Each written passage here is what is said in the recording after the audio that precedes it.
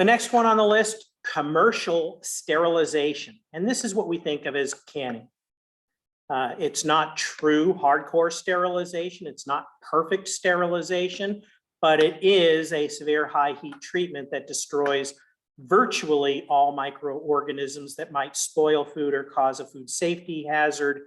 And it also denatures or destroys any enzymes. So shelf life is extended from what could be days to potentially years, and it is room temperature stable once the canning process or commercial sterilization has completed. And the old days, we definitely called it canning because what did you do? You put it in a can. The can could handle the retort high temperature, high pressure process to cook the material. Now we have new processes that allow canning in plastic containers and other types of sleeves and pouches that we never could when I was a kid. Now there's all kinds of different commercial sterilization containers. It's not necessarily just a can. And then true sterilization, which is a very severe heat treatment that destroys all microorganisms. And this is rarely used, but it can be important to go to a complete sterilization process for certain kinds of products because the food safety issue is high enough, because maybe it's going into NASA for the space program. You cannot have any contamination going up to the space station and getting people sick up in space, maybe in hospital environments. It doesn't have to be NASA or the hospital. There are certain products that require a true sterilization process because of the risk of either what's in the product or how that product is used and stored, that you need to go to a higher level of sterilization to ensure public safety. So how does heat move through the product? There are different ways that heat moves, and the first method is conduction. It's essentially the way solids are heated. Heat moves from the outside, and heat is just a matter of molecular vibration, molecular motion. And as the temperature increases, the molecules are vibrating faster and faster and faster. And so if you heat from the outside, as the molecules vibrate, that makes the ones inside vibrate more, which moves in, and the heat gets transferred from the outside in through a solid. It is a slower process. Essentially, you're heating fixed molecules, meaning it's a solid. The molecules aren't flowing like they would in a liquid or a gas of something where the heating of a gas or liquid can stir. You can't stir a solid. So you've got a spoon in a saucepan. How does the spoon get hot? Through conduction, moving into the plastic, metal, wood, whatever the spoon is made of. What about a solid pack pumpkin in a can? You essentially take the can, you fill it with a solid pack material that's very wet, but it's not liquid. It's not moving. It's not flowing or stirring. You put it into the canning retort machine. It goes under high pressure temperature and it heats from the outside in. And you have to heat it for a certain amount of time to make sure you get it hot all the way to the middle in order to properly commercially sterilize and prep for canning. Then you put the lid on, done. The second type of heat transfer is called convection. And convection is heating of liquids and gas where there's stirring going on. And you can improve the stirring by physically having some sort of a stirring device or fan if it's liquids. Hot gases, hot liquids rise, and the cooler ones sink. And so even with a properly designed non-stirred material, you get these convection currents. And that flow or current helps spread the heat faster. So there are forced air heating in houses. You turn on the heater, the furnace. It blows through ducts and then it stirs the air in your house. Canned juices are heated because it's a liquid. you get a flowing of the juice so that it is all heated very thoroughly. Now, heating of air versus liquid. Liquid is, it says here liquid is faster. Liquid holds much more heat. It's faster to heat some air. What they're talking about here is using hot air, convection, to heat something else. There isn't as much energy in hot air. So you can have what's called a convection oven. And so it has a combination of a heating element and circulating air, circulating hot air. Well, circulating hot air gives you a certain type of additional heating, browning properties. It changes the way that food inside the oven cooks. And that can be a really good thing. And convection ovens allow hot air to spread the heat through a circulating air process. Now, if you're cooking in circulating liquid, it's a whole different ballgame. You're perhaps cooking hard-boiled eggs. You put the egg inside a boiling pot of water, and the water is circulating, carrying away heat, or carrying away the cool, bringing in new heat, and it's circulating the heat. There's so much more heat in a liquid, especially liquid water. So that egg cooks much faster in circulating hot water than it would in circulating hot air of the same temperature. So you've got to think about this if you're cooking things there, and there's two things you're talking about. Am I talking about convection of the heating material, like a convection oven or a boiling pot of water? Or am I talking about the material itself? I'm heating a liquid, and the liquid internally is heating by convection. Or I've got multiple things going on. If I'm cooking a roast in the oven, in a convection oven, the air is the convection because I'm circulating hot gases that speed up the heating process outside that meat. But the meat isn't stirring, it's not flowing. And so once it hits the surface of the meat, it's now going into the meat by conduction. Okay, convection and conduction. There's also radiation, and radiation uses electromagnetic waves. It's when you go out in the sun and the sun hits my black shirt I'm wearing right now. So the black shirt is going to gain heat because of the radiation heating that shirt. If I was wearing a white shirt, it would be more reflective and it wouldn't heat me as fast. But you can use radiant heat sources. Flames, you're sitting by a campfire, and some of that is not just the hot air, you're getting radiant heat coming off. That's electromagnetic radiant waves coming out that you can feel. Now, if you stick the marshmallow at the campfire right in the flames or something, that's not what we're talking about. But you can cook things, barbecuing things, using the radiant heat from a hot source.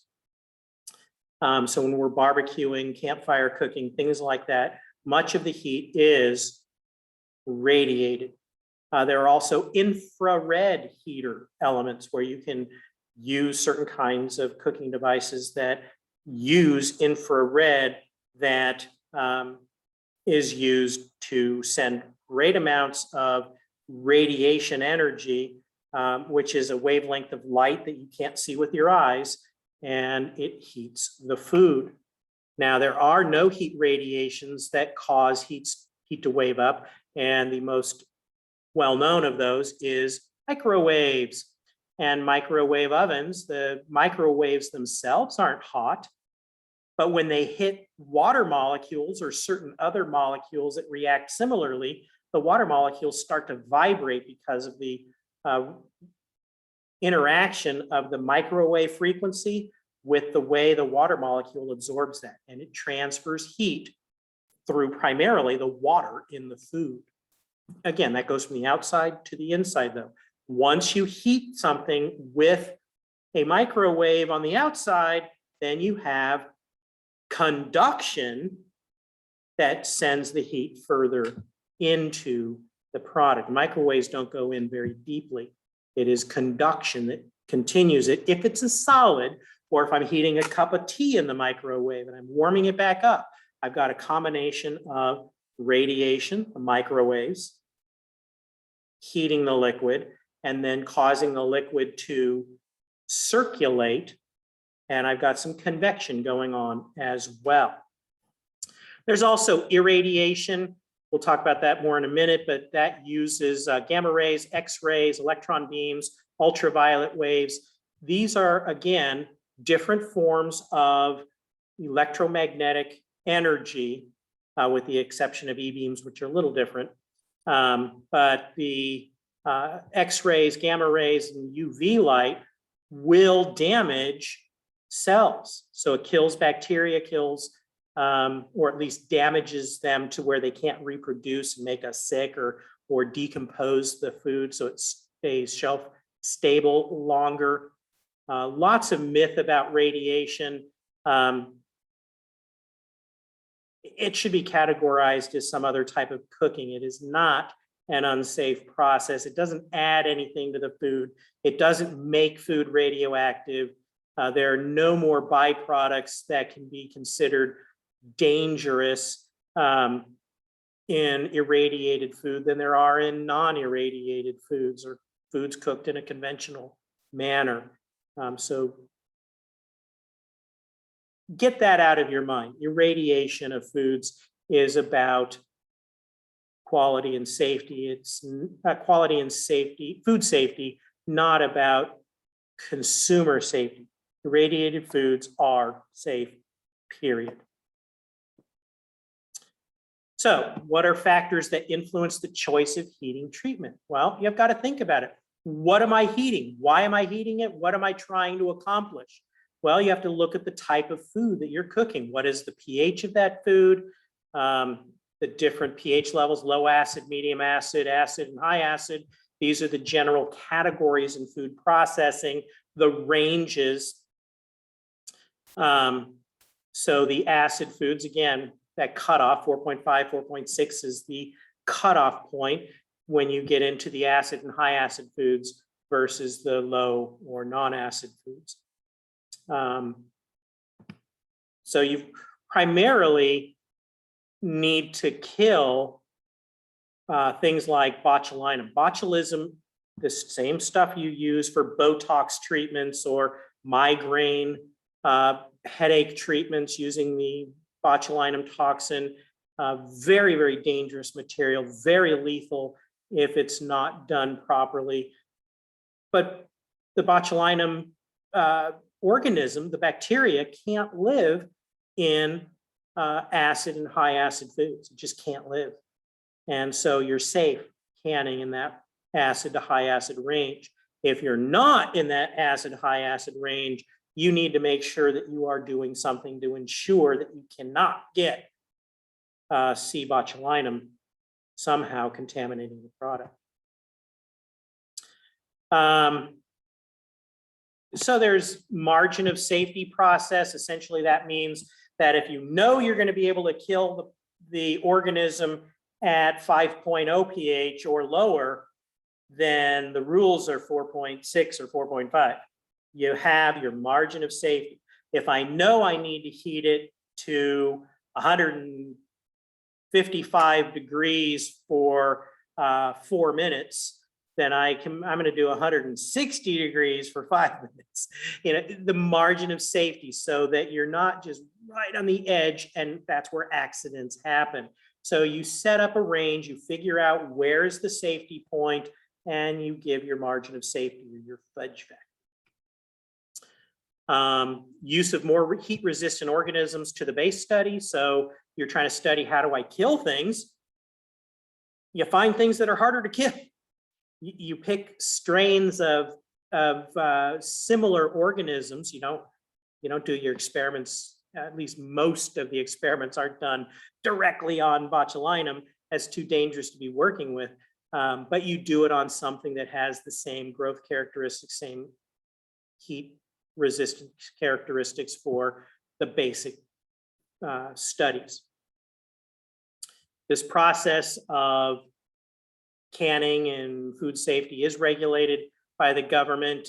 Certainly, you can look at the water activity as another way to control the potentially damaging or dangerous organisms.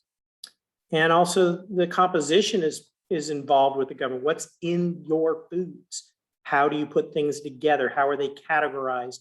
And you might think, why is the government caring what my recipe is for my food? Well, it does make a big difference in terms of what is safe and what is not safe to put together at certain temperatures. So you're categorized in terms of the rules you must follow for making a food product based on the composition of the food that you are trying to make. Other things that influence the choice of heat method, what is the level of contamination in the food? You know, how much stuff are you trying to kill? Oxygen, do you have high oxygen, low oxygen environment? Heat resistant organisms or heat resistant enzymes that might be in the product, heat penetration characteristics. So some foods, the heat doesn't move in very well, and it's really hard to get it hot to the center. So you need to think about that. Other foods, heat transfers or conducts through the solid or the liquid very, very easily. Liquids are generally very easily, but the solids is when you get the heat penetration issues, where some foods heat conducts really well to the center, other foods conduction is very inefficient, and so you have to take that into consideration in terms of the size and the heat and the timing of your materials. What packaging materials are you using, the size of the container, and the sensory qualities desired. I mean, frozen spinach is something that's only intended to be used in cooked foods. You don't take frozen spinach out and make a salad out of it. It's blanched and it's floppy and limp, and it's not for salads. It's for putting into your cannellonis or in that spinach dip, or any number of things that you might use it for where cooked spinach is appropriate. So I want crunchy spinach. I'm not going to blanch my spinach. I'm going to use a fresh product, maybe an irradiated product, if I'm using any of the techniques that are used here. I don't know if irradiation is appropriate in spinach. Some things handle it very well, and some products, irradiation, just like any cooking method, irradiation, even if it's only for sanitizing purposes, might cause some types of sensory properties to be reduced. Maybe some off flavors, maybe some limpness, any number of things that can potentially go wrong with a handful of items. So why do you blanch? Inactivating enzymes. You're taking those proteins that do things like especially breaking down starches and breaking down other proteins and cause ripening to continue and break down that product. You want to inactivate them, stop it where you have a product that's stable. So there are enzymes that are metabolic enzymes. You've got something that's living and you don't want it to continue living. You want to maintain color. Things turn brown. So by deactivating an enzyme that causes browning, browning cannot occur. At least it cannot occur at the same speed. Texture, maybe certain kinds of beans are blanched so that they have the right texture when they are prepared, so that you don't have weird soggy beans. You've got nice crunchy beans that taste the way you want them to. Flavor, nutrition. Blanching can help with a ton of different issues in terms of ending up with a product that your consumer is going to enjoy and be safe. Certainly lowering of microbial loads, getting bacteria and fungi off the surface. Aids in packaging, I mentioned this already. If I'm taking spinach, I blanch it really quickly. Now I can pack that spinach because it's now limp, and I can make it into a frozen spinach pack very easily. And it also removes respiratory gases like oxygen that is going to potentially cause damage in the freezer. So now I've got oxygen freezer burn because I didn't blanch it first. But by blanching certain things, it kicks out the oxygen as well as surface sterilizing. Now I freeze it in a vacuum packed freezer pack or something, and it's now going to be stable in the freezer without that freezer burn. Blanching, it's a wash process as well. As you run something through hot water, that water is rinsing off sand and dirt and debris that might be a problem. Aids in peeling. I already gave you my story about tomatoes and dipping tomatoes for several seconds. I don't remember what it was at the time. I haven't done it myself in a while, but I think it was like 20 seconds. You hold it in there, pull it off, and it just slips right off. So blanching, you're typically doing something, a quick dip in this hot water in the range just around boiling, 190 to 210 degrees Fahrenheit. Boiling is 212 degrees Fahrenheit. So 1.5 to 12 minutes. Here's an example of two different products. Green beans are an exception, not going to get into that. Steam, you need to be at about 212 degrees Fahrenheit at atmospheric pressure in order to generate steam. You can create hotter steam, putting the water and the processing in a pressure chamber. But if it's in an open chamber, steam is roughly 212 degrees Fahrenheit. There also is chemical blanching. It's not just about hot water or steam. You can use acids as a blanching mechanism. So something like ascorbic acid. It is something that's food safe. It helps retain color. It's not going to kill the microbes. It's not going to do all the other stuff that we talked about, but it will help change the surface chemistry so you don't get browning. It helps maintain color. It's the same idea as, sprinkling some lemon juice over that avocado that you used. You use half the avocado and you're going to use the other half for dinner. You sprinkle a little lemon juice over the half that's still there and it won't turn brown on you. Same idea.